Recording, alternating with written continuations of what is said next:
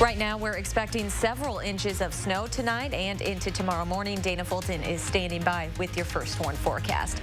And it's been exactly 1 year since the coronavirus arrived in Wisconsin for the first time. Madison's mayor looks back at the past 12 months fighting the virus.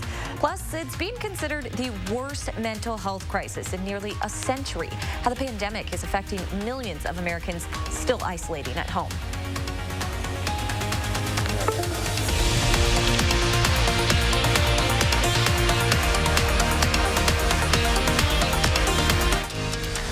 This is News 3 Now at 6.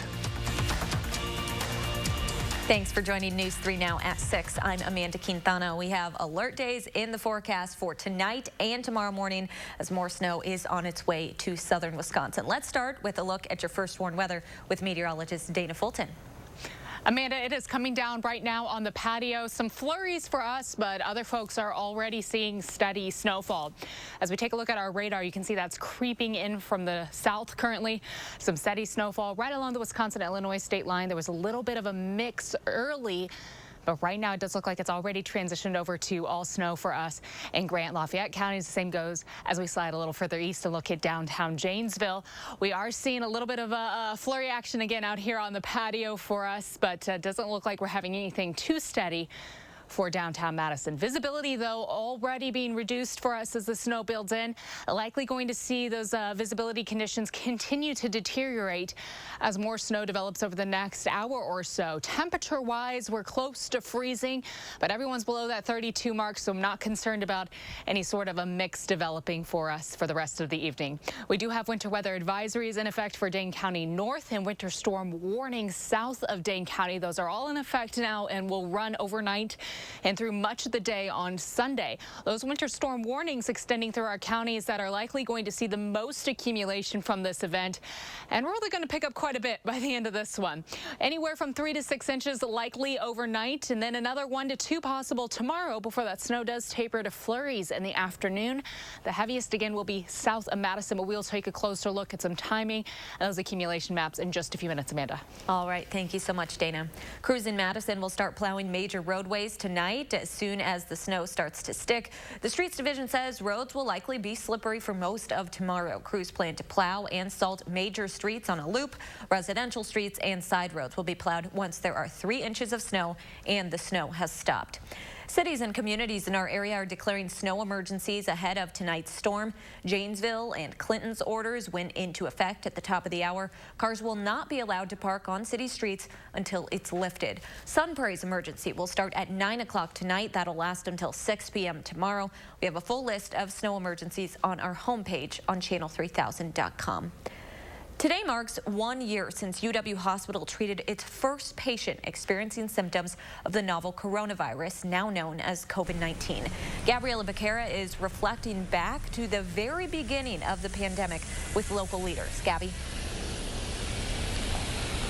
Well, Amanda, that patient came here to the emergency room at UW Hospital a year ago today. And since then, it's been a long, hard year for most of us. But anniversaries are a time for reflection. So we wanted to hear from some of the people at the forefront who led this community through something they've never faced before. When I talked to these leaders this week, I asked them to think back to the very first weeks of the pandemic. How did they decide when and what restrictions needed to be ordered? What were some of the most challenging issues they faced? And knowing what they know now, would they have chosen to do anything different? Here's a look at what Madison Mayor Santia Rhodes Conway says, looking back to early March.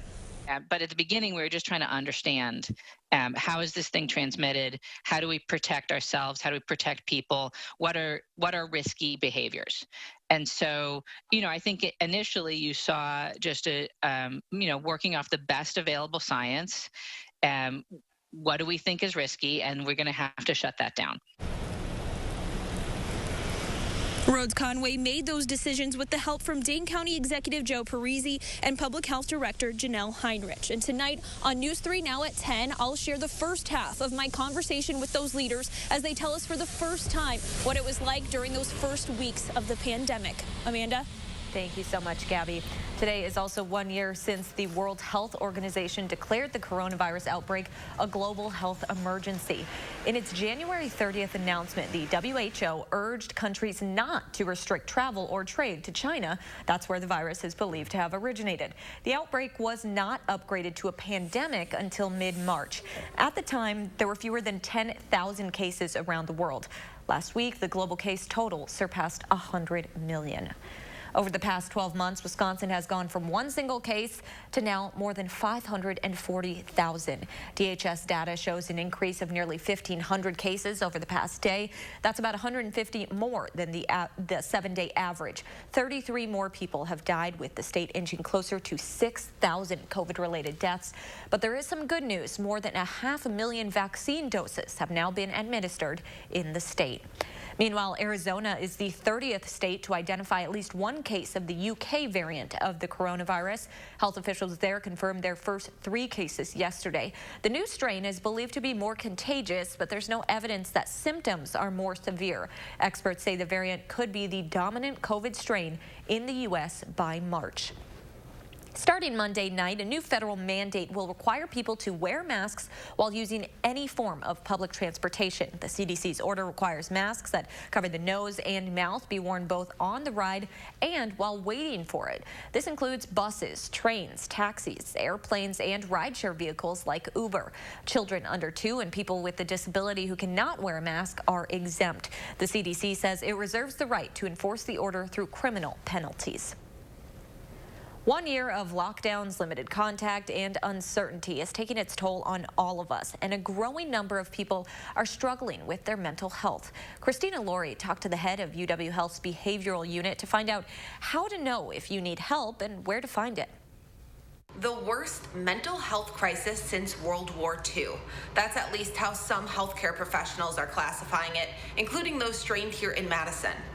It is almost like war. Anxiety, depression, sleeplessness, sleepiness. You're on edge and have very high stress with boredom, and that's how people often describe like living in war. Doctors inside the UW's behavioral health unit have been extraordinarily busy, working with Wisconsinites who've been struggling, often silently, with their mental health. People are feeling a lot of distress, a lot of worry, a lot of like struggling with staying safe and making decisions and, coping. It's an indirect impact of the coronavirus, and one that often gets overlooked. The unprecedented number of Americans reporting symptoms of anxiety, depression, and addiction.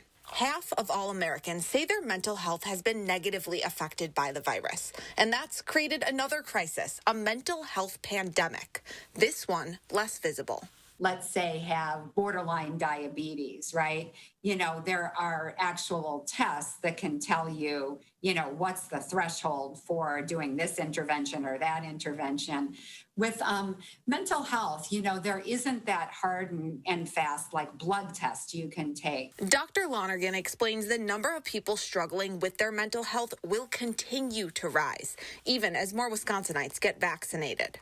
The truth is, we are all having this experience at the same time across the board. It's just so pervasive. 1 year into the pandemic, she says it's not unusual to feel anxious, depressed, or alone. Just know you aren't.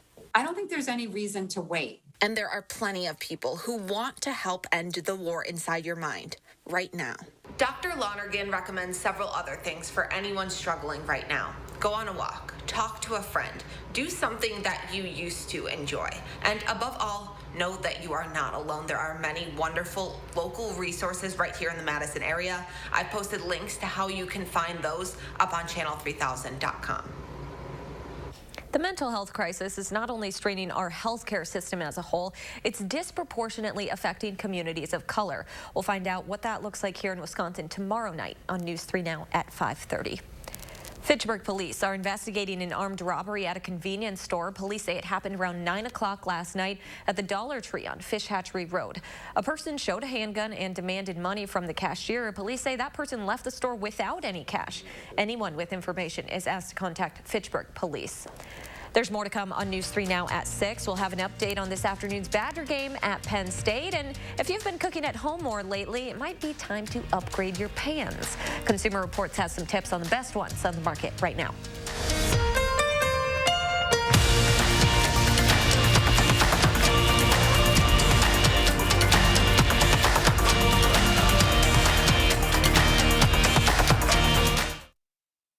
People were afraid I was contagious. I felt gross. It was kind of a shock after I started Cosentix. 4 years clear. Real people with psoriasis look and feel better with Cosentix. Don't use if you're allergic to Cosentix. Before starting, get checked for tuberculosis. An increased risk of infections and lowered ability to fight them may occur. Tell your doctor about an infection or symptoms. If your inflammatory bowel disease symptoms develop or worsen, or if you've had a vaccine or plan to, serious allergic reactions may occur. Learn more at Cosentix.com.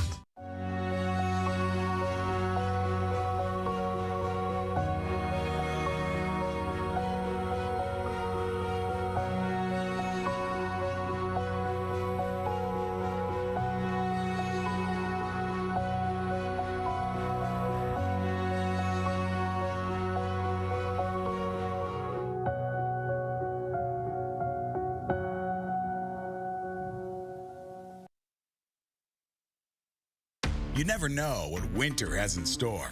Ford SUVs help keep you prepared. Chilly mornings, you've got remote start. Slick roads, you've got confident control. Snowy terrain, shift drive modes on the fly. Whatever the forecast brings, Ford SUVs are built for weather. Choose Ford Credit Flex Buy on 2020 Escape. Get 0% APR for 66 with an increase in payments after the first 36 months, plus $3,000 back. This does not look like a discount sofa. It's not. Everything I sell is quality furniture, and I give you a discount. Bob's discount. Interesting. I'll remember this for as long as I live. Bob, you look so young. Do you remember? It's not discount furniture. It's quality furniture at a discount. Bob's discount. Get Bob's discount! Only at Bob's Discount Furniture. You are watching News 3 Now at 6. The Badgers couldn't extend their winning streak to 2 games this afternoon at Penn State. Nate Reavers scored 18 points off the bench in an 81-71 loss. Wisconsin will play the Nittany Lions again on Tuesday. That game will be at the Kohl Center. Sports director Zach Hanley will have full highlights and reaction tonight on News 3 Now at 10. Most home chefs know you need a good nonstick pan in your collection of kitchen tools. They're great for everything from eggs to pancakes to grilled cheese sandwiches, but they only work if the coating is in good shape. Consumer Reports reveals some easy tips to keep your nonstick pans working year after year. Elaine Miskolsky is teaching her son Will not only how to make a perfect grilled cheese sandwich, it's probably getting brown, but also how to take care of that nonstick pan. I use this plastic spatula so I won't scratch the pan. Metal utensils have done in many a nonstick pan. Once the coating is scraped or scratched, food will stick to the surface and the pan will be harder to clean. Use wood, silicone, or plastic utensils on your nonstick. And to protect the surface, don't stack anything inside the pan. Calphalon warns that storing pans or lids in their nonstick pans will void the warranty. If you must stack to save space, place a small towel or pot holder on the surface for protection. Another culprit that can damage your nonstick? Cooking spray. If you want your pans to last longer, don't use cooking sprays on them. These sprays can adhere to the nonstick surface, and over time, this buildup can cause food to stick to it. Since nonstick pans are so easy to clean, it's tempting to take them right from the stovetop to the sink, but never submerge a hot nonstick pan in cold water. They can warp, and a warped pan won't sit on the burner properly and can't heat up evenly. Consumer Reports puts nonstick pans through an aggressive abrasion test. We actually test nonstick pans using steel wool, something you should never use on them. And some coatings are more resilient than others. To make your pans last longer, always use non-abrasives to clean your nonstick pans. Finally, if there's buildup on the surface of your pan, don't toss it. Swiss Diamond suggests degunking by rubbing in a paste of baking soda and water, scrubbing with a non-abrasive sponge, then washing it off. This is Luz Montez. Consumer Reports says that unlike a cast iron pan, don't expect your nonstick pan to last for generations. That coating will eventually wear, and then you'll have to replace it.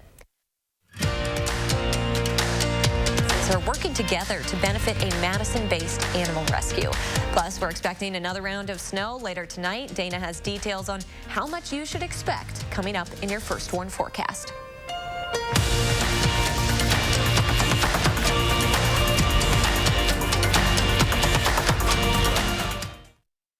During the Friends and Family Sale at Furniture and Appliance Mart, you pay what our friends and family pay on top brand appliances, plus special doorbusters like these while supplies last, and no interest financing for 18 months at Furniture and Appliance Mart inside Ashley Home Store off the Beltline.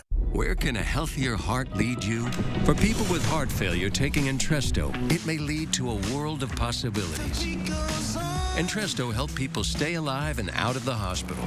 Don't take Entresto if pregnant. It can cause harm or death to an unborn baby. Don't take Entresto with an ACE inhibitor or aliskiren, or if you've had angioedema with an ACE or ARB. The most serious side effects are angioedema, low blood pressure, kidney problems, or high blood potassium. Ask your doctor about Entresto.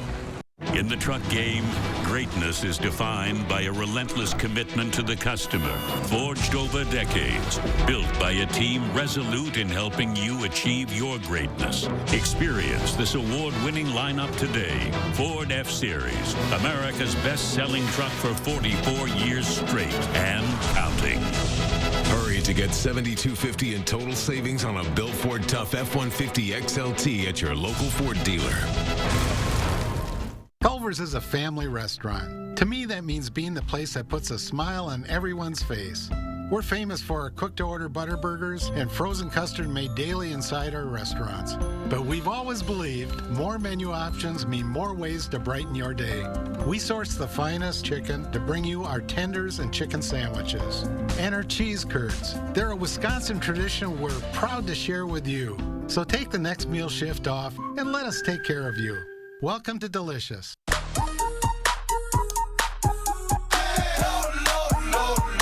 Love lower than low prices? Then get more ways to save at Pick 'n Save, where you can find personalized coupons, weekly deals, and rewards like fuel points. All for prices that are lower than low. On food that's fresher than fresh. Pick 'n Save. Fresh for everyone. During the Friends and Family Sale at Ashley Home Store, save at least 30% and up to 54% off furniture doorbusters like these. Plus, take a bonus 15% off our sale prices at checkout and interest-free financing for 18 months. Only at Ashley Home Store.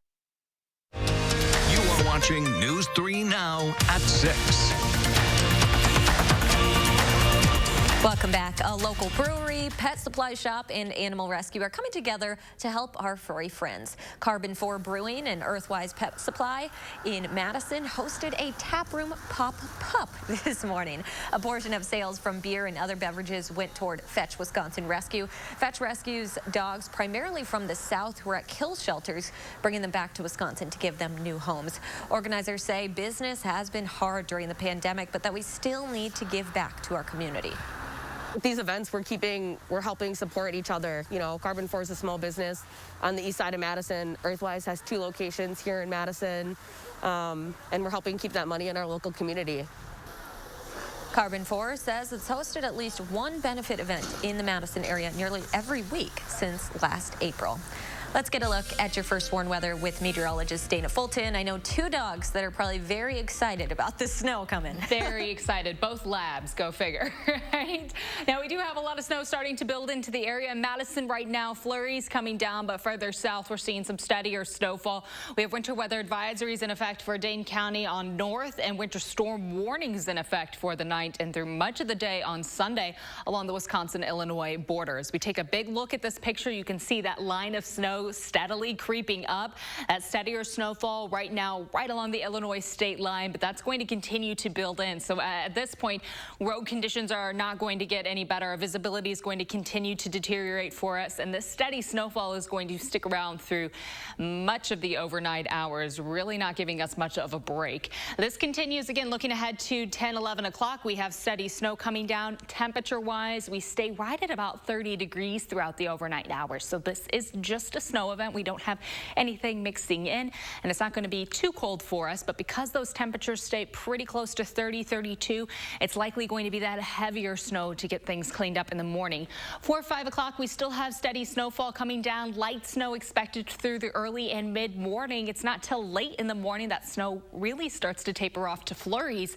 And then in the afternoon, things will start to dry up in the sky at least. Mostly cloudy skies expected late in the day Sunday, maybe a few flurries in the late afternoon. That cloud coverage clears out overnight, and by Monday morning, we have temperatures near 20 for overnight lows and partly sunny skies in the afternoon. So we're back to some sunshine to start the week. This event is going to dump quite a bit of snow on us over the next 24 hours. 3 to 6 inches likely in this band through much of south central Wisconsin, but areas to the south, closer again to that Illinois state line where we've had steadier snowfall already for about an hour and a half.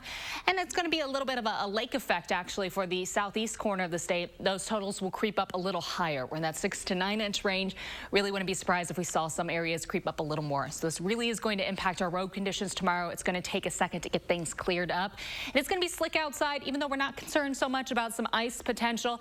You got to be careful about walking anytime we have significant snow on the ground. So we do still have alert days in the forecast for tonight and tomorrow as the snow continues to build in. And then we have a few more opportunities for some snow to develop for Thursday. And as we look ahead to next weekend, this active pattern where we see above average precipitation carries us into the middle of February. Tomorrow we'll see temperatures staying pretty close to freezing. We don't move much overnight. We don't move much for tomorrow afternoon. The cool down doesn't really come until tomorrow night into Monday. Partly sunny skies for Monday and Tuesday. And then our next weather system will build in by the end of the week, bringing some windy conditions and light snow with some accumulation possible heading into Thursday and Friday. Behind that, it gets cold, single-digit overnight lows, back below zero, Amanda. Yeah, I was looking at those single digits next weekend. Well, we'll got to get ready for that. Yeah, we'll get through the snow, and then we'll deal with the cold weather. Focus on that. Yeah. All right. Thank you so much, Dana. Still ahead on News 3 Now. War II veteran is getting vaccinated this week in Wisconsin. Why he wanted to make sure he had a spot in line. That's after the break.